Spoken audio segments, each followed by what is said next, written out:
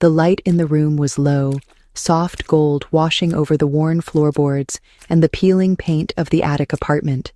It wasn't the kind of setting where fantasies were meant to unfold. There were no candles, no perfume, no promises, just silence and the sound of her breathing. Calla stood near the edge of the bed, her back to him, fingers trembling only slightly as she reached for the hem of her shirt.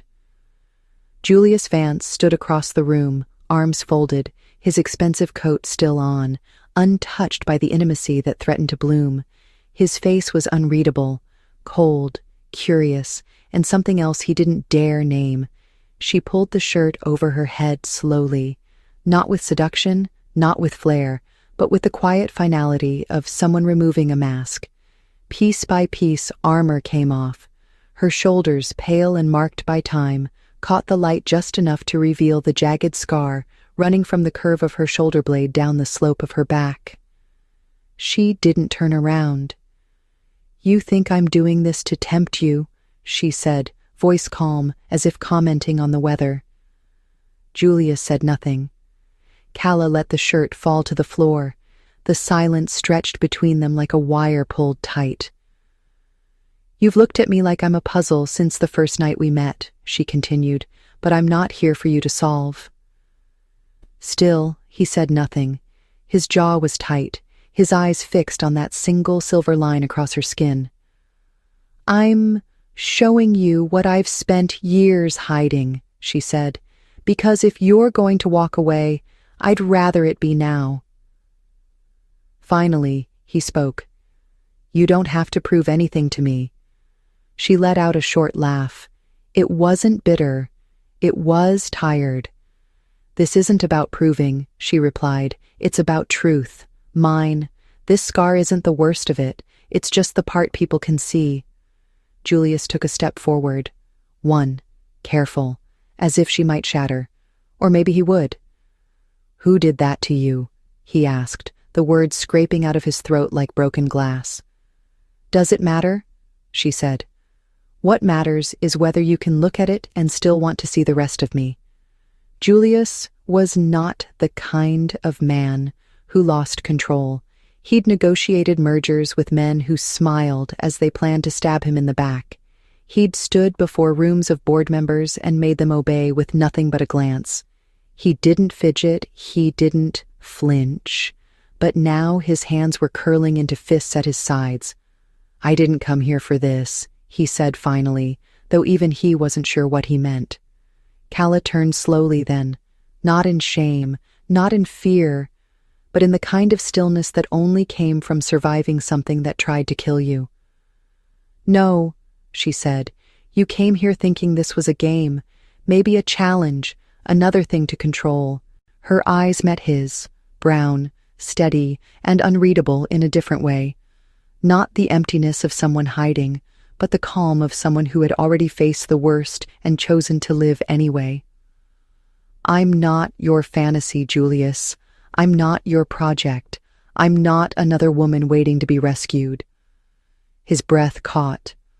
"I didn't know what I was looking for," he said quietly. "Then maybe it's time you find out," she replied. Silence again, but not the awkward kind, the kind that held weight, that asked questions without speaking, that dared you to stay or walk away. He didn't move. She stood there, exposed in every way that mattered, not asking for love, not begging for acceptance, but simply existing, fully, bravely.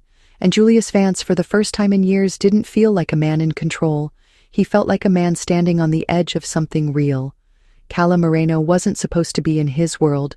She didn't belong to the polished marble floors of corporate headquarters or the glossy circles of Manhattan's elite. She belonged to after-hours silence, to fading tattoo ink, and notebooks filled with poems that never found a home. At 26, she had lived enough lives to stop pretending she owed anyone a neat narrative. By day, she worked at a quiet tattoo parlor tucked between a laundromat and a pawn shop in Brooklyn, where clients came more for the conversation than the ink. By night, she danced at a low-lit club 3 subway stops away, not because she loved the stage, but because it paid better than anything else she could find without a degree. She lived in a studio apartment that smelled like old wood and chamomile tea. Every inch of it reflected her. Practical, unpretentious, a little broken, but still standing. Her body carried stories it never got to tell. A long scar across her back from the night she finally left her father's house. A faded burn on her thigh from a kitchen job she didn't keep. A small, simple tattoo near her collarbone that read, "Stay," in lowercase script. Most people never saw any of it. They only saw the girl with dark eyes and a quiet mouth who never drank too much, never stayed too late, and always paid in cash. She didn't chase men, she didn't play games, and she never, ever asked for anything she couldn't earn. Julius Vance was the opposite in every way. At 35, he ran a portfolio of investments larger than most countries' GDPs. Born into money, sharpened by Ivy League education, and 2 decades in the Shark Tank of corporate finance, Julius didn't know what it meant to ask. He commanded, he acquired, he conquered. His name carried weight, his silence carried more. They called him the quiet executioner behind closed doors. He didn't threaten, he didn't raise his voice. He just dismantled companies, lives, and sometimes people, with the calm precision of someone who had long since forgotten what it meant to hesitate. But underneath the tailored suits and the private jet bookings was a man whose emotional compass had been broken for years. He hadn't dated in any real sense since his sister died. Caroline had been 2 years younger, a dreamer, an actress, and the only person who ever made Julius laugh without trying. Her overdose had been ruled accidental. Julius never believed that. Not when he knew the kind of men she had trusted, not when he saw the hollow left in her eyes weeks before it happened. Since then, Julius built walls around himself so high he forgot what sunlight felt like. He didn't believe in connection, he didn't believe in healing, he believed in risk management, silence, and loyalty purchased in contracts. Until Kala. Their paths crossed at a closed event Julius had reluctantly agreed to attend. His assistant said the appearance would soften his public image, that a few photos with the right woman would quiet the murmurs among investors who preferred their billionaires smiling. He didn't care, but he went. The venue was noise and polish and flattery. Kala was in the background, hired as a performer, though she never touched the pole that night. She moved differently, not like she was there to be seen, but like she dared anyone to look closer. Julius did. He watched her across the room for 10 minutes before realizing he wasn't blinking. When their eyes met, it was only for a moment, but in that moment she didn't flinch. She didn't smile. She didn't even try, and that alone made her unforgettable. A week later, he found her again. Not at the club, but at a coffee shop in Brooklyn. She was in line ahead of him, counting crumpled bills, unaware that the most feared man on Wall Street stood 2 steps behind her. He didn't speak to her then. He followed her out, not in some sinister way, but because he needed to know if what he saw was real. She turned the corner and walked into a tattoo parlor with a hand-painted sign. He returned the next day, this time as a client. He asked for something small, meaningless, just to sit in her chair. "You want a tattoo, but you don't know what you want?" she asked, glancing up at him with the kind of calm that undressed every layer of pretense. "Story of my life," he muttered, and she raised an eyebrow. "Then maybe don't start it on your skin." Still, she inked a single line across his shoulder blade. He hadn't told anyone what it meant, not even her. After that day, he came back. Not for tattoos, for her. At first, she was cautious, but Julius had a way of making himself part of people's routines. Eventually, she agreed to a strange proposal. He had a series of high-level events approaching. She would be his companion. No intimacy, no pretense, just presence. She asked for 3 things in return. First, full freedom to leave at any time. Second, no assumptions about her. Third, If he wanted honesty, he had to give it back. Julius agreed, and so it began. A billionaire and a girl with a scar, orbiting each other in a world that never saw either of them clearly. The first event was a formal dinner hosted by one of Julius's major investors. Calla arrived in a sleek black dress picked out by one of his stylists, heels that pinch slightly, and hair pulled back in a way she wasn't used to. Julius hadn't seen her until she stepped out of the car. When he did, he paused for just a breath longer than usual. He didn't compliment her. He never did. But that night, as they stood in the elevator headed to the rooftop ballroom, he said quietly, "You carry silence like a crown." She glanced at him. "Is that your way of saying I clean up well?" He didn't smile, but his eyes softened. "I'm saying people will see you, even if they don't understand why." And they did. The moment she entered the room, heads turned, not because of her dress or her presence on his arm, but because of how unaffected she seemed by all of it. She didn't laugh too loudly or clutch his hand for show. She didn't pretend to belong. She simply stood beside him, observing, unafraid of what they thought. Julius watched her closely that night. When someone tried to corner her with questions about their relationship, she answered with 3 words: "Ask him later." When an old friend of his made a sly comment about his taste in companions, Calla leaned forward just enough to whisper, "It's not taste, it's instinct, and his got better recently." That earned her a blink of surprise and a rare, genuine smile from Julius. He didn't know when it started, the noticing, the way she stirred her coffee without looking, the way she read food labels even when she didn't buy anything, the way she touched her shoulder unconsciously when she was trying not to feel vulnerable. He told himself it was curiosity, that it didn't mean anything, but it did, and she noticed him too, the way he avoided eye contact when speaking about his past, how he clenched his jaw before responding to compliments, how he spent hours in silence, not because he was cold, but because he didn't know what to say without control. One night, after an exhausting fundraiser where Julius had to schmooze half the city's elite, they sat in the back of his town car in silence. Calla kicked off her shoes, pulled her legs up onto the seat, and rested her head back. "You don't actually like any of them," she said. "No," he replied, "but you smile like you do." He looked at her then.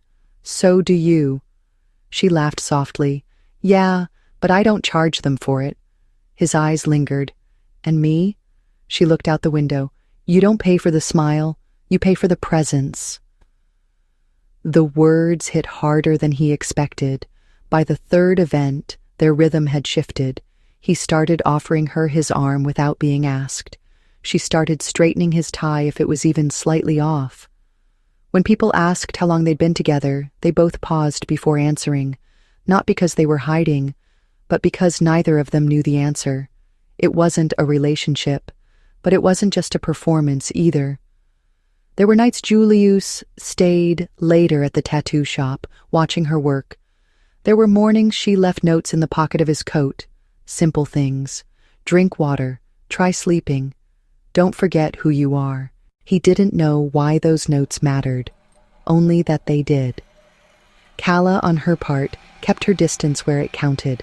She didn't ask about his childhood. She didn't demand stories. But when he spoke, she listened, fully, and without interruption. One night, he told her about Caroline, about the last message she left him that he never answered. She said she just needed someone to remind her she mattered. Calla said nothing, but the next morning, Julius found a piece of paper on his desk with 7 words. "You matter, even when you don't believe it." Still, they both pretended. They kept the lines clean, until they couldn't. It started with a touch. At a press conference, she placed her hand on his arm as he answered a tense question.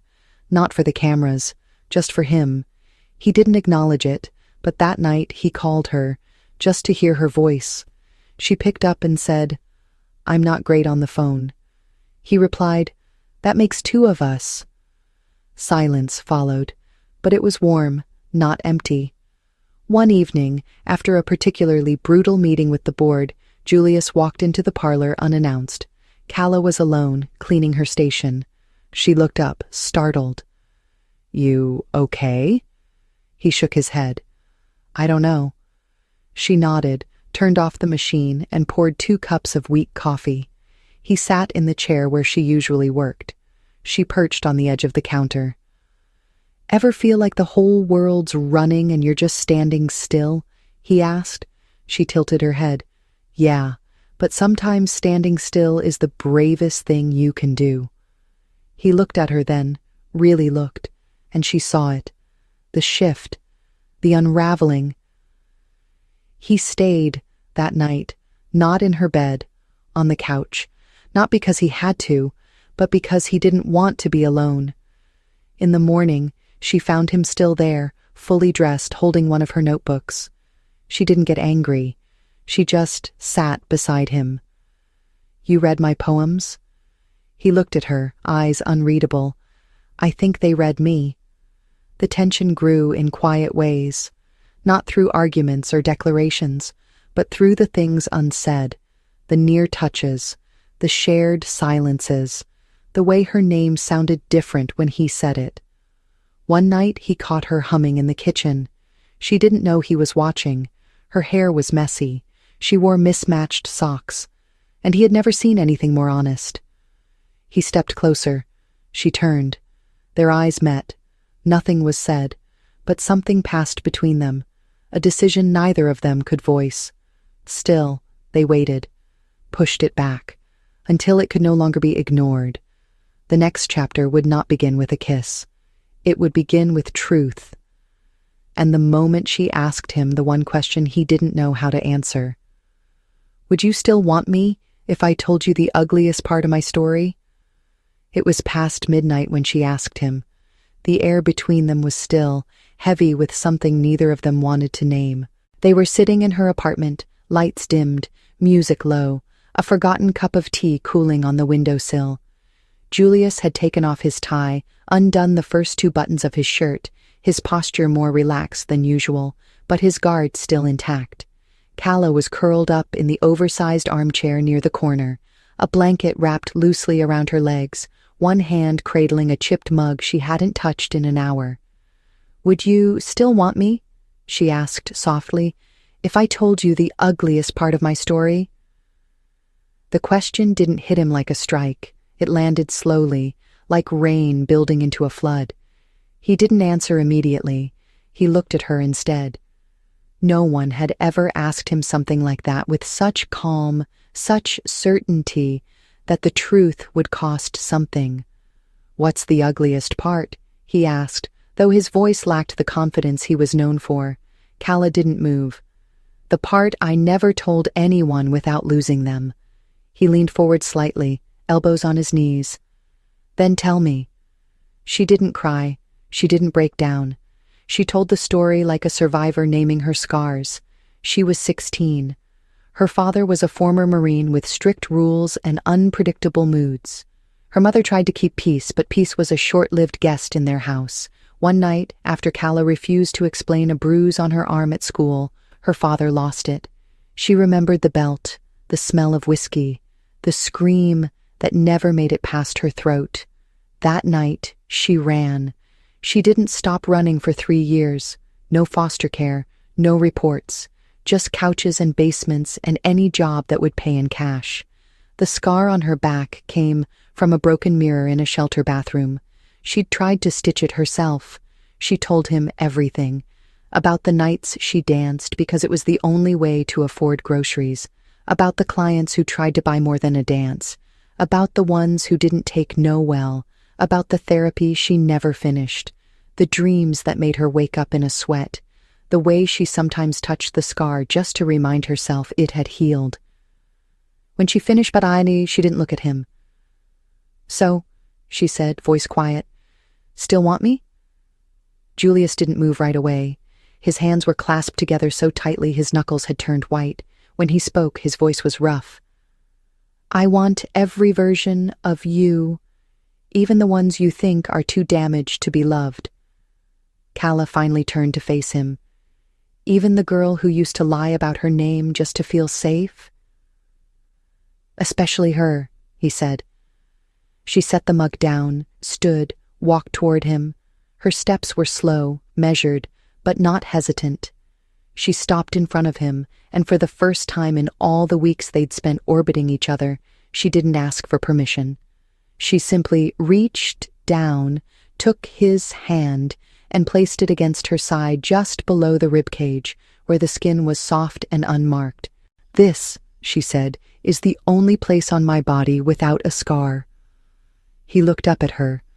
"Then I'll start there." What followed wasn't rushed. It wasn't about lust or release. It was about choice, about being seen. He undressed her like someone peeling back pages of a fragile book, careful not to tear the story inside. She undressed him like a woman who had been taught that men could only take, and now finally met one who didn't want to. When he traced the scar on her back, she didn't flinch. She watched his eyes instead. When he kissed the spot just above her collarbone, she closed hers, not in fear, but in surrender. They moved together like people who had nothing to prove but everything to risk. His hands didn't linger where they shouldn't. Hers didn't hesitate when they found the place where his heartbeat lived. And afterward, in the quiet tangle of sheets and breath and open windows, she lay with her head on his chest and whispered, "I didn't think I'd ever want this." He didn't ask what this meant. He just wrapped an arm around her shoulder and said, "Me neither." The next morning, they didn't rush. He made coffee. She found one of his shirts and wore it like armor. They sat on the couch, legs touching, eyes soft. For the first time, there were no walls, just two people and the truth between them. But even in that peace, something hovered. The knowledge that the outside world wouldn't understand what they had. That someone, somewhere, would try to twist it into something it wasn't.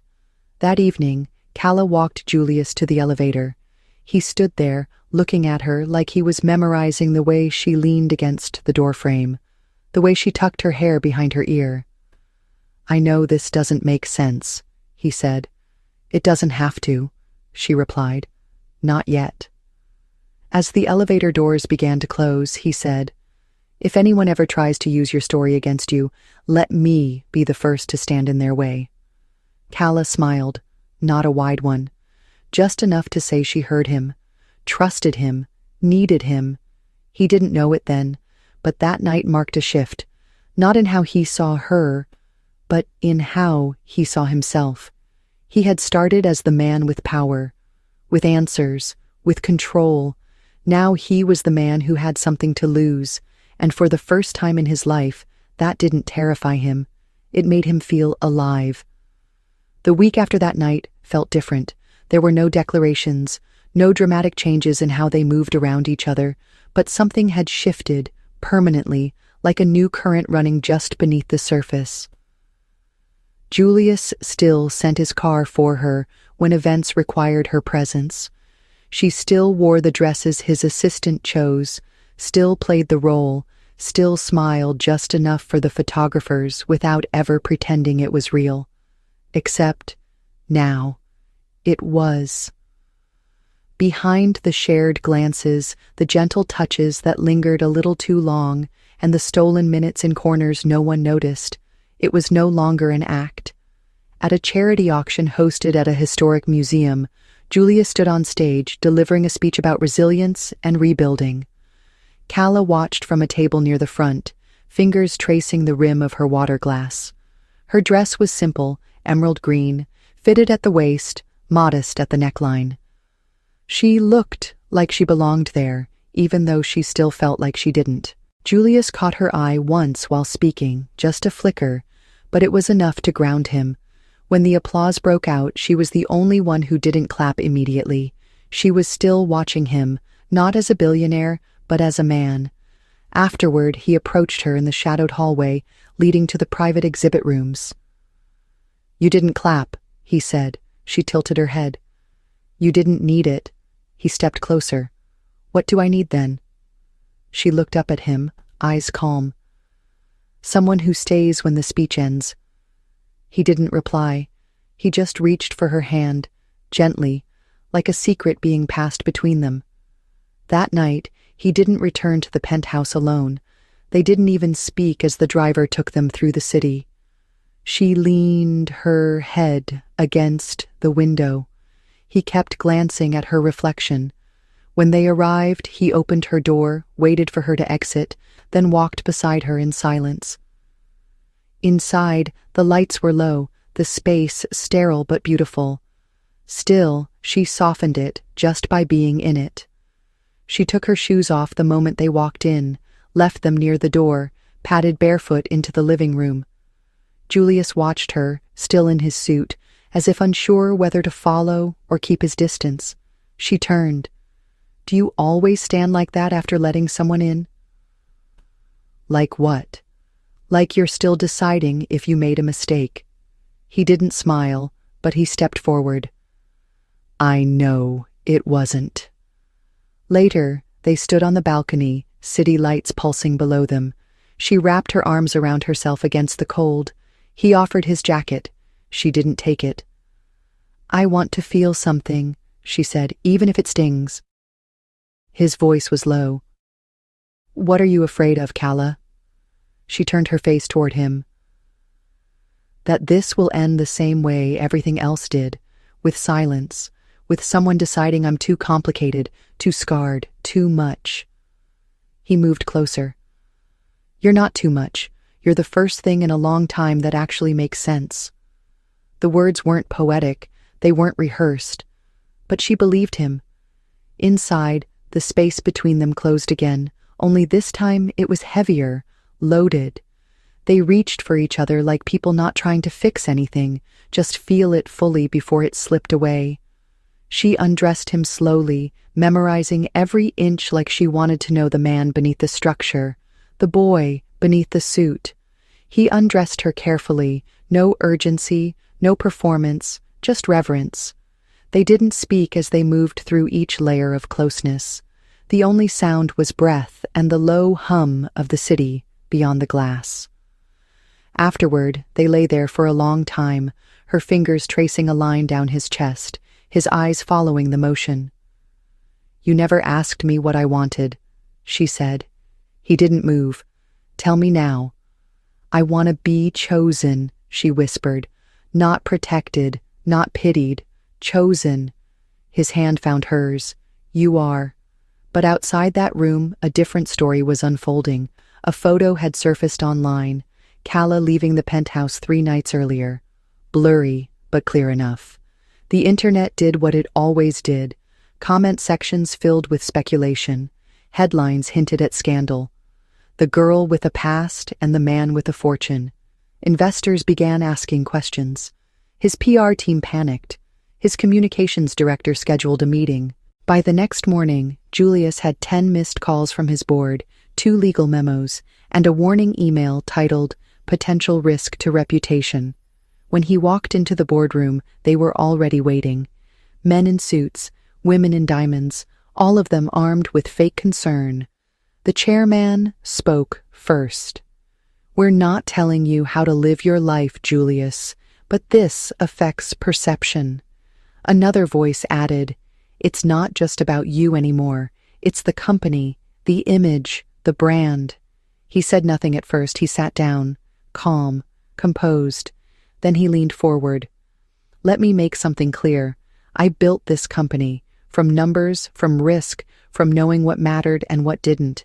But if any of you think I will cut a person out of my life because she doesn't fit your press narrative, you're mistaken. The room shifted. Someone tried to push again. What if this escalates? He stood. Then I let it, but I won't abandon her. Later that day, Calla sat alone in her apartment, scrolling through her phone. The headlines hadn't stopped. Her name wasn't used, but the descriptions were too specific. Tattooed woman with a controversial past. Nightlife performer linked to billionaire? She turned off the screen, exhaled, looked at the scar on her arm and whispered, "Not again." She began packing, slowly, no tears, just clothes, just books, just silence. When Julius arrived hours later, the door was open, the lights dim. She stood in the middle of the room with her bag at her feet. "You're leaving," he said. She nodded. "You're a storm, Julius. I don't want to be the one it breaks." He stepped closer. "Then let me be the one it shelters." She looked at him, eyes wet, but voice firm. "You don't get to protect me by hiding me. You either love me out loud or not at all." He said nothing, for a long time. Then he turned and walked out. Not because he was giving up, but because he had something to prove. The next day, at a press event, with cameras rolling and microphones pointed, Julius Vance stood before the world and said, "I'm not here to discuss market expansion. I'm here to address something more important. The woman you're all whispering about. Her name is Calla Moreno. She is not my mistake. She is my choice. And if that costs me your support, I accept it." The silence that followed was deafening. But Calla, watching from her small apartment, smiled. A slow, quiet, tearful smile. Because he chose her, not in secret, but in front of everyone. The press didn't take long. Within hours of Julius's public declaration, headlines swarmed every news site. Some praised his candor, others called it reckless. Investors were split. The market dipped slightly, rumors flared, the narrative twisted in every direction. But Julius didn't respond. He didn't retract a word. For the first time in years, he let the chaos rise and didn't try to contain it. Instead, he sent one message to her. 4 words: "Still choosing you. Always." But Calla didn't reply. She had left the city the next morning. No announcement, no note, just a forwarded email to his assistant with a short message. "I need space. Tell him I'm okay." Julius read it once, then again. He stared at the screen until it blurred, then shut the laptop without a word. He didn't sleep that night, or the next. He functioned just enough. Meetings, documents, appearances, but he wasn't present. His thoughts always drifted to her, where she was, if she'd eaten, if she still wore his shirt when she couldn't sleep. Days passed, then weeks. The press found a new scandal. Investors calmed. The market stabilized, but he didn't. Every room felt too big, every morning too quiet. Then, one afternoon, his driver handed him an envelope. No name, no return address. Inside was a photo. Calla, barefoot, sitting on the porch of a small house somewhere far from New York. Hair messy, knees drawn to her chest, a book open on her lap. She looked peaceful, but not whole. The note with it read, "You can't fix what you don't understand." Julius knew what it meant. She hadn't left because she was afraid. She left because she needed to see who she was without him. She needed to prove, to herself, that she was more than what he made her feel. And if he wanted her back, he'd have to meet her where she was. Not in power, not in protection, in truth. So he went. He left the board in the hands of his most trusted VP. Told the press he was taking a sabbatical. Then he followed the trail. Credit card pings, license plate readers, quiet favors from people he rarely asked for anything. It took him 4 days. He found her in a small lakeside town in Vermont. The house was modest, quiet, wrapped in ivy and chipped paint. Her name was on the mailbox, written in faded marker. He stood at the gate for a long time before knocking. When she opened the door, she didn't speak. She didn't cry. She didn't smile. She just looked at him. He looked back, then said, "You were right. I didn't understand. Not fully. Not what it meant to stand beside you instead of trying to shield you. I said I chose you, but I still made it about me." Still, she said nothing. He continued, You asked me once if I'd still want you after hearing your truth, but I never told you mine. She folded her arms across her chest. Then tell me.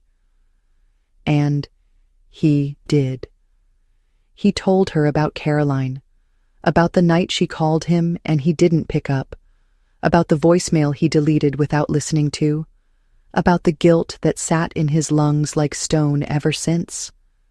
She needed someone to hear her, he said, and I was too busy being important. Calla's eyes didn't leave his. I thought if I could control everything, I'd never lose anyone again, he added. But I was wrong. I almost lost you. Her voice was quiet. Why now? Because I stopped trying to be the man who wins, he said, and started trying to be the one who stays.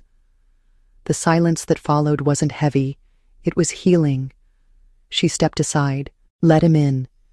They didn't touch that night, didn't rush. They talked. About nothing. About everything. He asked her what she was reading. She told him it was poetry. He said he wanted to hear her favorite line. She read it aloud. Some hearts are built like shelters, not palaces.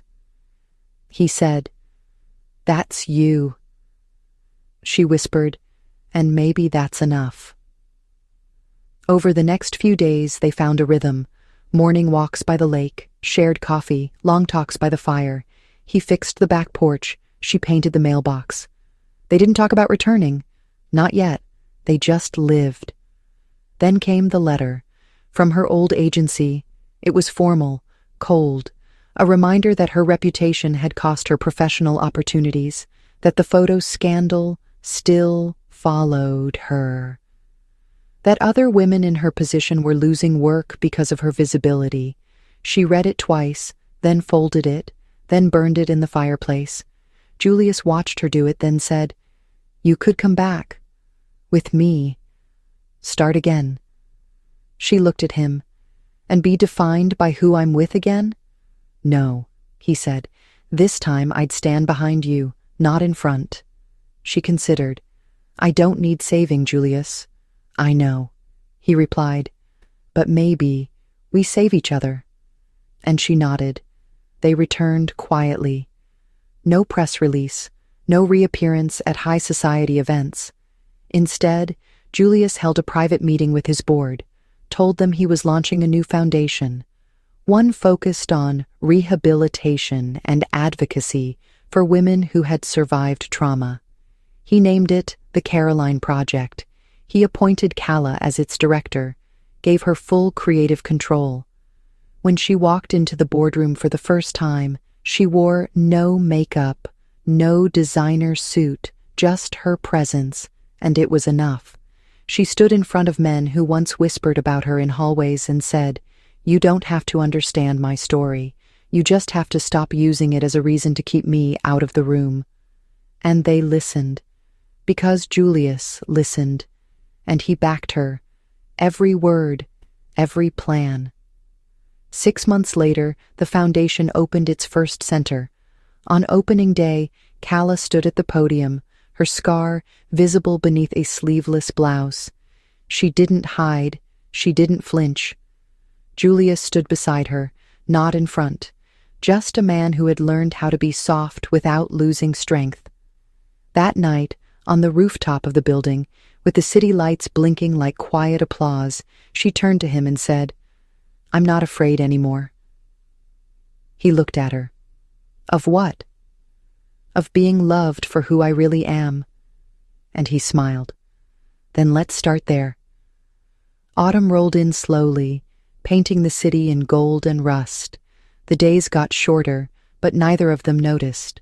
They were too busy building something real, not a fantasy, not a secret, just a life. Julius still worked, but less. He left the office by 6, answered fewer calls after dark.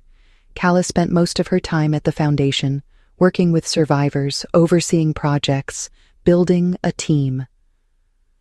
She never used his name to open doors. She didn't have to. Her presence did that. Some days were still hard. There were moments when she flinched at loud noises, when he stared too long at his sister's photo. But they didn't hide from those cracks anymore. They made room for them. They learned how to speak gently, how to leave space, how to apologize when silence said too much. One evening, while watching the rain from their shared apartment, Calla turned to him and asked, "Do you think it was worth it? The press, the fallout, the fight?" He didn't hesitate. Every second. She leaned into him. "I'm not perfect, Julius. I still carry the weight." He kissed the top of her head. "Then I'll carry it with you." There was no wedding announcement, no dramatic proposal, just a shared morning where they both reached for the same coffee mug and laughed. Just a Tuesday where Julius quietly slid a simple ring across the table and said, "Only if you want to." She did, not because he completed her, but because he didn't try to. On the day they signed the papers, there were no guests, no flowers, just her in a white blouse, him in rolled-up sleeves. The official asked, "Do you take—" But Julius cut in. "I already do." Calla smirked. "You're always interrupting." He took her hand. "And you're always giving me something worth interrupting for." Their vows were simple, honest, not about forever, about trying, choosing, listening. Later that night, on the rooftop where it all began, Calla stood by the railing looking out. Julius wrapped his arms around her from behind. "You know," she said, "I used to think love looked like grand gestures, like being rescued." "And now?" he asked. She turned.